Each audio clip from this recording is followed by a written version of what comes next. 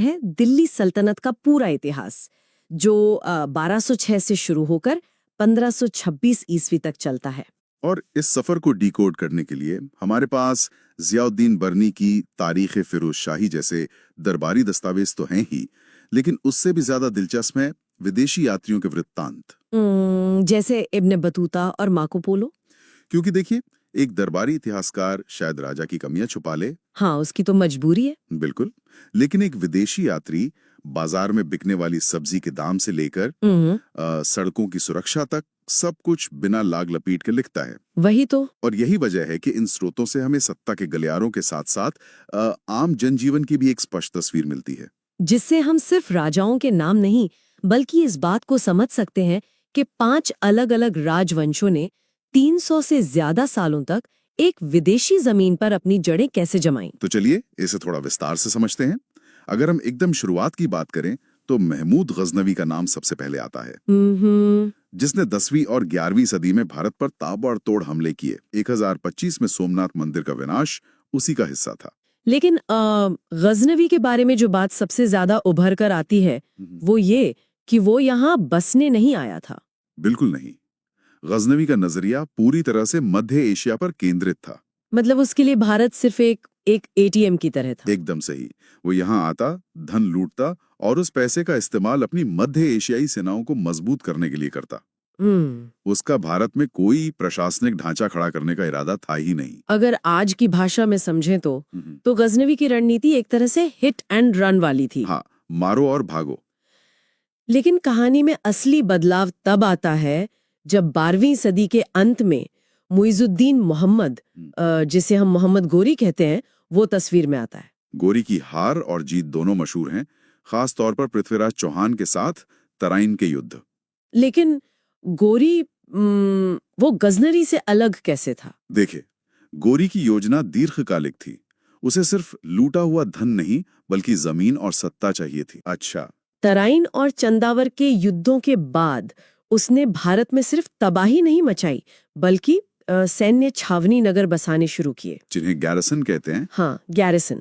ये एक तरह से किलेबंद शहर थे जहां उसकी सेना स्थायी रूप से रह सकती थी, और यहीं से भारत में सत्ता का एक नया स्वरूप आकार लेने लगा। और गोरी के इन्हीं सैन्य अभियानों के बीच से एक ऐसा व्यक्ति निकलता है जो आगे चलकर दिल्ली सल्तनत का पहला सुल्तान बनता है, कुतुबुद्दीन ऐबक, जो गोरी का एक गुलाम था। हाँ, 1206 में जब ऐबक ने सत्ता संभाली तो इसे गुलाम वंश कहा गया। ऐबक के बारे में कहा जाता है कि वो बहुत दानवीर था, उसे लाख बख्श कहते थे। बिल्कुल। लेकिन उसका अंत बड़ा ही अजीब था। मतलब 1210 में पोलो, जिसे तब चौगान कहते थे, वो खेलते हुए वो घोड़े से गिरकर मारा गया। ऐबक ने नींव जरूर रखी, लेकिन वो राज्य को एक ठोस आकार नहीं दे पाया। अगर हम दिल्ली सल्तनत के वास्तविक संस्थापक की बात करें तो वो था इल्तुतमिश। इल्तुतमिश के सामने चुनौतियां अपार थीं। बाहर से चंगेज खान का खतरा मंडरा रहा था और अंदर से विद्रोही सिर उठा रहे थे। अरे हाँ, वो चंगेज खान वाला किस्सा बहुत ही दिलचस्प है। हाँ, वो ख्वारिज़्म शाह जलालुद्दीन वाला। वही, जलालुद्दीन मंगोलों से भागकर इल्तुतमिश के पास शरण मांगने आया था। अगर इल्तुतमिश उसे पनाह दे देता तो चंगेज खान की सेना पक्का भारत में घुस आती। बिल्कुल, इल्तुतमिश ने वहां बहुत कूटनीति से काम लिया। उसने जलालुद्दीन को ये कहकर मना कर दिया कि भारत की आबोहवा आपके अनुकूल नहीं है। क्या बात है, मतलब सीधा सीधा नहीं बोला। हाँ। इस एक विनम्र इनकार ने नवजात दिल्ली सल्तनत को चंगेज खान के कहर से बचा लिया। लेकिन इल्तुतमिश का सबसे बड़ा योगदान उसकी प्रशासनिक नीतियां थीं। उसने प्रशासन को केंद्रीकृत करने के लिए तुर्कान चहलगानी बनाया। मतलब वो 40 वफादार तुर्की अमीरों का समूह। बिल्कुल। लेकिन एक सेकंड रुकिए, ये 40 अमीरों का समूह बनाने की जरूरत क्या थी? क्या वो अकेला फैसले नहीं ले सकता था? देखिए, ये दरअसल अपनी सत्ता को वैध और सुरक्षित बनाने का एक तरीका था। इल्तुतमिश खुद एक गुलाम रह चुका था। अन्य शक्तिशाली तुर्क उसे सुल्तान मानने को इतनी आसानी से तैयार नहीं थे। अच्छा, तो ये एक पॉलिटिकल मूव था। बिल्कुल, इसलिए उसने अपने सबसे वफादार 40 लोगों को प्रशासन के ऊंचे पदों पर बिठा दिया, ताकि कोई और उसकी सत्ता को चुनौती ना दे सके। और इसके साथ ही उसने अर्थव्यवस्था और सेना को जोड़ने के लिए एक मास्टर स्ट्रोक चलाया, एकता प्रणाली। एकता प्रणाली, मतलब जमीन के बदले सैन्य सेवा। एकदम सही। उस समय एक स्थायी सेना को नकद वेतन देना राजकोष के लिए संभव ही नहीं था। खजाना खाली हो जाता है। हाँ, इसलिए इल्तुतमिश ने अधिकारियों को वेतन के रूप में नकद ना देकर जमीन के बड़े टुकड़े दे दिए, जिन्हें इक्ता कहा जाता था। और उस अधिकारी को इक्तादार। बिल्कुल। उसका काम था उस जमीन से टैक्स वसूलना, अपना और अपनी टुकड़ी का खर्च निकालना, और जो पैसा बच जाए, जिसे फवाजिल कहा जाता था, उसे वापस सुल्तान के खजाने में जमा करवाना। ये तो बहुत ही कमाल की व्यवस्था थी। सुल्तान को बिना नकद खर्च किए एक बड़ी सेना भी मिल गई और दूर दराज के इलाकों से टैक्स भी आने लगा। हाँ, लेकिन इल्तुतमिश के बाद तो इस सल्तनत की पूरी धारणा ही पलट गई। मतलब एक ऐसा फैसला जिसने उस समय के कट्टरपंथी समाज की नींव हिला दी। आप रजिया सुल्तान की बात कर रहे हैं? बिल्कुल, रजिया सुल्तान, दिल्ली की गद्दी पर एक महिला। देखिए, रजिया का शासक बनना सिर्फ जेंडर का मुद्दा नहीं था, ये योग्य बनाम अयोग्य की लड़ाई थी। इल्तुतमिश जानता था कि उसके बेटे शासन के लायक नहीं है। रजिया ने आते ही पर्दा प्रथा छोड़ दी। वो पुरुषों की तरह कुबा यानी कोट और कुलाहा यानी टोपी पहनकर दरबार में आने लगी। और उसने खुद युद्धों का नेतृत्व भी किया। बिल्कुल। लेकिन वो 40 अमीर तुर्कान चहलगानी, उन्हें तो ये बिल्कुल हजम नहीं हुआ होगा ना कि एक महिला उन पर हुक्म चला रही है। बिल्कुल नहीं हुआ। रजिया की हार उसकी काबिलियत की कमी से नहीं, बल्कि दरबार की राजनीति के कारण हुई। कैसे? जब रजिया ने गैर तुर्की लोगों को, जैसे एक अफ्रीकी मूल के अधिकारी याकूत को ऊंचे पदों पर बिठाना शुरू किया, तो उन 40 तुर्क अमीरों को अपना एकाधिकार छिनता हुआ दिखा। उन्हें लगा उनकी पावर जा रही है। हाँ, और इसीलिए उन्होंने विद्रोह कर दिया और रजिया की हत्या करवा दी। रजिया की हत्या के बाद सत्ता का जो एक वैक्यूम बना, उसमें तो सल्तनत को बिखर जाना चाहिए था।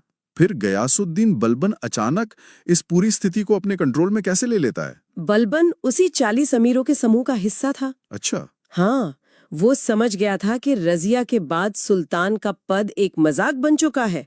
लोग सुल्तान से डरते ही नहीं है। इसलिए सत्ता में आते ही उसने एक साइकोलॉजिकल खेल खेला। उसने लॉ और रक्त यानी ब्लड एंड आयरन की नीति अपनाई। साइकोलॉजिकल खेल मतलब उसने लोगों के दिमाग में खौफ बैठाना शुरू किया। सटीक कहा। उसने खुद को पृथ्वी पर अल्लाह का प्रतिनिधि घोषित कर दिया। बाप रे। दरबार में हंसना, मजाक करना, शराब पीना सब बंद करवा दिया गया। एकदम सख्त अनुशासन। और तो और उसने सिजदा यानी घुटनों के बल बैठकर जमीन चूमना और पैबोस यानी सुल्तान के पैर चूमना अनिवार्य कर दिया। ये कोई सामान्य शिष्टाचार तो नहीं था। बिल्कुल नहीं। ये एक मनोवैज्ञानिक दबाव था, ये साबित करने के लिए कि सुल्तान भगवान के बाद सबसे ऊपर है। और वो 40 अमीर। हाँ, सबसे बड़ी बात, जिस 40 अमीरों के समूह से वो खुद निकला था, उसने चुन चुनकर उनकी हत्याएं करवा दी ताकि कोई उसके बराबर न खड़ा हो सके। खतरनाक। बलबन ने जो ये खौफ और अनुशासन का लौह पिंजर बनाया, उसी पिंजर के अंदर से एक नया और बेहद आक्रामक वंश निकला, खिलजी वंश। बिल्कुल। इन 320 सालों में खिलजी वंश का कार्यकाल सबसे छोटा था, बस 30 साल, लेकिन इनका साम्राज्यवादी विस्तार सबसे खूंखार था। खासकर अलाउद्दीन खिलजी का। हाँ, अलाउद्दीन खिलजी। उसने उत्तर भारत से लेकर सुदूर दक्षिण तक अपनी सेनाएं भेजी। गुजरात, रणथंभौर, चित्तौड़ सब जीते। लेकिन मेरे दिमाग में एक सवाल हमेशा आता है। क्या? अलाउद्दीन के पास इतनी विशाल स्थायी सेना थी जिसे वो नकद वेतन देता था। तो इतनी बड़ी सेना का खर्च उठाने से क्या उसका खजाना कुछ ही महीनों में खाली नहीं हो जाना चाहिए था? यहाँ जो बात सबसे दिलचस्प है वो अलाउद्दीन खिलजी का अर्थशास्त्र है। अलाउद्दीन जानता था कि अगर वो सैनिकों को ज्यादा वेतन देगा तो खजाना खाली हो जाएगा, और अगर कम वेतन देगा तो सैनिक विद्रोह कर देंगे। तो उसने क्या किया?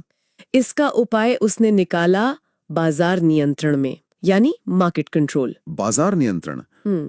मतलब उसने चीजों के दाम फिक्स कर दिए? सिर्फ फिक्स नहीं किए, बल्कि उन्हें इस हद तक लागू करवाया जिसकी आज कल्पना भी नहीं की जा सकती। अच्छा। उसने दिल्ली में 3 बाजार बनाए। अच्छा। एक अनाज के लिए, एक कपड़ों के लिए और एक घोड़ों और दासों के लिए। हर चीज का दाम तय था, एक सुई से लेकर एक घोड़े तक। इस व्यवस्था को चलाने के लिए शहना एम मंडी नाम का एक अधीक्षक होता था। और बरीद भी तो होते थे ना? हाँ, बरीद यानी गुप्तचर, जो पूरे बाजार में घूमते थे। अगर कोई दुकानदार कम तौलता हुआ पकड़ा जाता था तो उसके शरीर से उतना ही मांस काट लिया जाता था जितना उसने कम तौला है। बाप रे, ये तो अर्थशास्त्र का एकदम आतंक मॉडल है। लेकिन ये काम कर गया, महंगाई शून्य हो गई। एक सैनिक अपने कम वेतन में भी आराम से गुजारा कर सकता था। कमाल है। इसके अलावा अलाउद्दीन ने सेना में दाग प्रणाली शुरू की, जहां अच्छे घोड़ों पर शाही मोहर लगाई जाती थी ताकि उन्हें कमजोर घोड़ों से बदला ना जा सके। और सैनिकों का हुलिया भी तो रजिस्टर में दर्ज होता था। बिल्कुल। वैसे अलाउद्दीन एक बहुत ही यथार्थवादी या कहें तो रियलिस्टिक शासक था। अगर हम उसके दक्षिण अभियानों को देखें, जिसका नेतृत्व मलिक काफूर पर रहा था। हाँ, वो बहुत क्रूर अभियान थे। उसने देवगिरी, वारंगल जैसे विशाल राज्यों को हराया, लेकिन उन्हें अपने साम्राज्य में नहीं मिलाया। क्यों? क्योंकि उसे पता था कि दिल्ली में बैठकर दक्षिण भारत को सीधे कंट्रोल करना नामुमकिन है। उसने सिर्फ उन्हें अधीन किया और उनसे हर साल भारी टैक्स वसूलना शुरू कर दिया। ये उसकी व्यावहारिक समझ थी। वो जानता था कि सत्ता की सीमाएं क्या हैं। हाँ। लेकिन अलाउद्दीन के मरने के बाद ये खौफ का ढांचा ताश के पत्तों की तरह ढह गया। और इसी वैक्यूम का फायदा उठाकर सत्ता में आए तुगलक। सही कहा। और तुगलक वंश अपने साथ एक ऐसे सुल्तान को लाया जिसका विजन तो बहुत बड़ा था, लेकिन उसकी नीतियां किसी बुरे सपने से कम नहीं थी। मोहम्मद बिन तुगलक। वो बिल्कुल आज के उन टेक सीईओ की तरह था। Tech CEO? वो कैसे? मतलब विजन एकदम 2050 का, कि हम तांबे की करेंसी लाएंगे, राजधानी को बीचों बीच ले जाएंगे। लेकिन उसका जमीनी एग्जीक्यूशन इतना खराब था कि पूरी सल्तनत ही क्रैश हो गई। ये तुलना बहुत सटीक है। वो एक स्वप्नदर्शी था जिसमें व्यावहारिकता की भारी कमी थी। उसने साम्राज्य पर बेहतर कंट्रोल के लिए राजधानी को दिल्ली से दक्षिण में दौलताबाद शिफ्ट किया। सोच तो अच्छी थी। सोच अच्छी थी, लेकिन उसने पूरी दिल्ली की जनता को ही पैदल चलने पर मजबूर कर दिया। आधे लोग तो रास्ते में ही मर गए। ट्रेजेडी। और जब उसे एहसास हुआ कि दौलताबाद से उत्तर भारत पर नजर नहीं रखी जा सकती, तो उसने सबको वापस दिल्ली लौटने का आदेश दे दिया। और वो तांबे के सिक्कों वाला प्रयोग, वो तो अर्थशास्त्र की सबसे बड़ी विफलता है। बिल्कुल। विश्व स्तर पर चांदी की कमी थी तो उसने सांकेतिक मुद्रा चला दी। मतलब टोकन करेंसी। हाँ, यानी तांबे और कांसे के सिक्के जिनकी कीमत चांदी के बराबर होगी। आइडिया मॉडर्न था, आज के फिएट मनी जैसा। लेकिन उसने ये नहीं सोचा कि अगर तांबे के सिक्के चलेंगे और उन पर कोई जटिल शाही मोहर नहीं होगी तो लोग खुद क्यों नहीं बनाने लगेंगे। और यही हुआ। हर आम आदमी का घर टकसाल बन गया। लोगों ने घर पर तांबे के सिक्के ढाले और उनसे टैक्स चुकाना शुरू कर दिया। पूरी अर्थव्यवस्था ध्वस्त हो गई, पूरी तरह से। अंततः सुल्तान को बाजार से वो तांबे के सिक्के वापस लेकर राजकोष से असली चांदी के सिक्के देने पड़े। खजाना रातों रात साफ हो गया। इसके बाद के उसके फैसले भी किसी कॉमेडी ऑफ एरर से कम नहीं लगते। उसने खुरासान पर हमला करने के लिए लाखों की सेना खड़ी की, एडवांस वेतन दे दिया और फिर बिना लड़े सेना भंग कर दी। और कराची अभियान? हाँ, कराची अभियान में खराब मौसम के कारण उसकी पूरी सेना हिमालय में नष्ट हो गई। और इन सब का घाटा पूरा करने के लिए उसने क्या किया? दोआब में टैक्स बढ़ा दिया। बिल्कुल, दोआब के सबसे उपजाऊ क्षेत्र में टैक्स 50% कर दिया। विडंबना देखिए कि उसी साल वहां भयंकर अकाल पड़ा था। किसानों ने खेती छोड़कर जंगल की राह ले ली था। सुल्तान को उसकी प्रजा से और प्रजा को अपने सुल्तान से मुक्ति मिल गई। क्या लाइन है। इस पूरी अफरा तफरी के बाद सत्ता में आता है फिरोज शाह तुगलक, जिसने नीतियां ही पलट दी। फिरोज शाह ने वही किया जो अक्सर कमजोर सरकारें करती हैं, तुष्टीकरण। उसने उलेमाओं यानी धार्मिक विद्वानों को खुश करने के लिए शासन को पूरी तरह शरिया के अनुसार चलाना शुरू कर दिया। उसने उलेमाओं को खुश करने के लिए ब्राह्मणों पर भी जजिया कर लगा दिया। हाँ। लेकिन सबसे विनाशकारी फैसला उसने सेना को लेकर लिया। विद्रोहों से बचने के लिए उसने सेना और एकता प्रणाली को वंशानुगत बना दिया। वंशानुगत? इसका मतलब अगर कोई सैनिक बूढ़ा या बीमार है तो उसकी जगह उसका बेटा या यहाँ तक कि दामाद भी सेना में भर्ती हो सकता है। बिल्कुल, चाहे उसे लड़ना आता हो या नहीं। अरे, इससे तो सेना की पूरी गुणवत्ता ही नष्ट हो गई होगी। पूरी तरह से।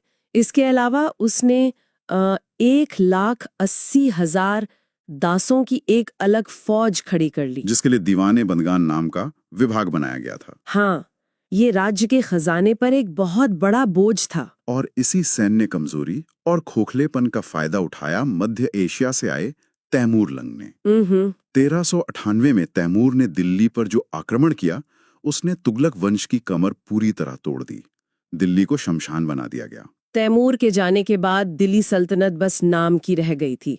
इसके बाद जो सैयद वंश आया वो बस एक संक्रमण काल था। हाँ, सैयद खुद को पैगंबर का वंशज बताते थे, लेकिन उनका शासन दिल्ली के आसपास के कुछ गांवों तक ही सीमित था। फिर 15वीं सदी के मध्य में तस्वीर बदलती है और भारत में पहले अफगान साम्राज्य की स्थापना होती है, लोधी वंश। बहलोल लोधी ने इसकी शुरुआत की, लेकिन लोधियों का शासन करने का तरीका तुर्कों से बिल्कुल अलग था ना? बहुत अलग। तुर्क सुल्तान खुद को भगवान का रूप मानते थे, डिक्टेटर की तरह व्यवहार करते थे। लेकिन अफगान शासक कबीलाए संस्कृति से आते थे। बहलोल लोधी कभी सिंहासन पर नहीं बैठता था, वो अपने अफगान सरदारों के साथ कालीन पर बैठता था। अच्छा, वो उन्हें समान भागीदार मानता था। फिर इस व्यवस्था में दरार कैसे आई? क्योंकि सिकंदर लोधी के समय तक तो सब ठीक था, उसने 1504 में आगरा भी बसा लिया था। दरार आई इब्राहिम लोधी के अहंकार से।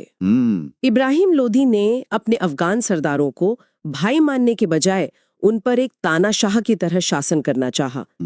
वो चाहता था कि सरदार उसके सामने हाथ बांध कर खड़े रहें। जो अफगान सरदार आज तक खुद को सुल्तान के बराबर मानते थे, उन्हें तो ये भयंकर अपमान लगा होगा। बिल्कुल, और इसी अपमान का बदला लेने के लिए पंजाब के गवर्नर दौलत खान लोधी ने काबुल के एक शासक को भारत पर आक्रमण करने का न्योता दे दिया। बाबर को? हाँ, बाबर को।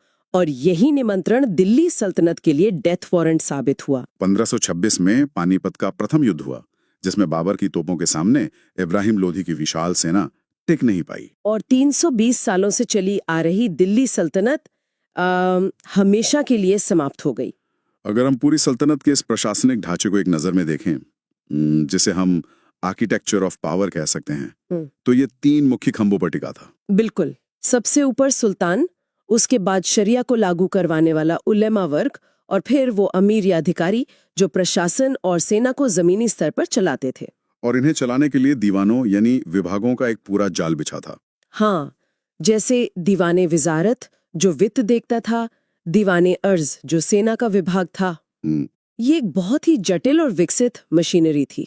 तो अगर हम इस 320 साल के सफर को कुतुबुद्दीन ऐबक के पोलो के मैदान से लेकर इब्राहिम लोधी के पानीपत के मैदान तक समेटें, तो ये समझ आता है कि ये इतिहास सिर्फ राजाओं के युद्धों का लेखा जोखा नहीं है। बिल्कुल नहीं। ये गवर्नेंस को एक मास्टर क्लास है। सही मायने में ये हमें सिखाता है कि सुल्तान की दूरदृष्टि और जमीनी हकीकत के बीच का तालमेल कितना जरूरी है। मोहम्मद बिन तुगलक की अत्यधिक महत्वाकांक्षा ने ये साबित किया कि बिना एग्जीक्यूशन के आइडियाज सिर्फ तबाही लाता है। और अलाउद्दीन का बाजार नियंत्रण ये दिखाता है कि एक सख्त व्यवस्था साम्राज्य को बचा तो सकती है, लेकिन वो प्रजा के चैन सुकून को कुचलकर ही संभव है। बिल्कुल सही।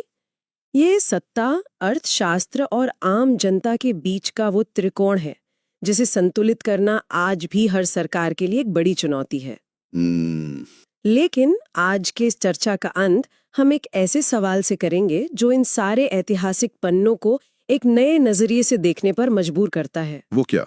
आज हमने जो कुछ भी डिकोड किया, वो इब्न बतूता, अल-बरूनी या बर्नी जैसे दरबारी या विदेशी यात्रियों की नजरों से देखा गया इतिहास है। हाँ, ये सत्ता के गलियारों से लिखा गया सच है। बिल्कुल।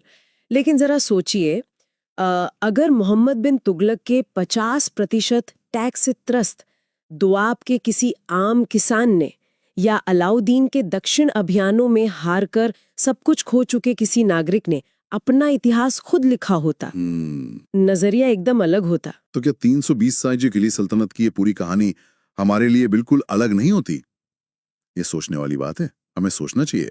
जरा सोचिए।